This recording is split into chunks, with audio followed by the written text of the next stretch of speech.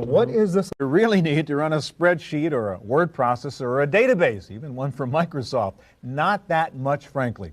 But what if you had a piece of software that required real-time graphics, video, stereo sound, multi-level views, and the most complex simulation algorithms? It would be called a computer game or a video game, and it would demand every bit of hardware juice that you can come up with. Computer games are not only fun, but they, perhaps more than any other application, push the edge of computing power. The irony is that some of the most powerful game platforms are not personal computers, but dedicated game consoles. And the hottest one on the market right now is the brand new Dreamcast from Sega. Here to show it to us is Christian Svensson, editor-in-chief of MCV, the leading trade publication for game retailers. Let's talk about the box first of all and get a kind of guided tour, because it looks a little bit different than any of the other consoles. First of all, it's nice and small and tiny, right? Sure, it is much smaller than most of the consoles that are out there.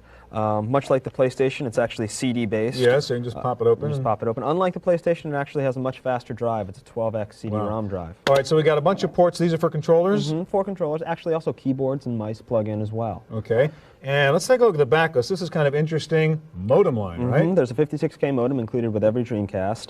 And so this is a web terminal also? Yeah, absolutely. There's a web browser, a little form of optional Explorer. Keyboard too, right? Optional keyboard. And usual power and communications video port, and all that stuff. And video out. All right, now let's take a look at the controller, because that's kind of interesting there. Go through that one. So what we've got here on the controller is a fairly standard analog pad, just sort of swivels around, a D-pad, fairly standard action buttons, and then on the backhand side, we've got triggers and 2 ports for memory cards and other now let's add-ons. ask you about this. Turn this over again. What is this little LCD screen and this guy in there? This is the visual memory unit. It's both a I got one over here actually. Let's give them a close-up of that so our folks can see what this is. It's just looks like a miniature Game Boy or something. It sort of is. It's both a little mini game system and a memory card all in one. So you can store your games on it and then pull it out and actually play something on this. There are little takeaway games that come with a lot of the games that come for the main and then they unit. slide right into the controller. They slide right in. Now, when I take this cap off, I see a little port here. Now, what do I do with this? Well, you can either slide it into a controller, or you can pull out the existing controller.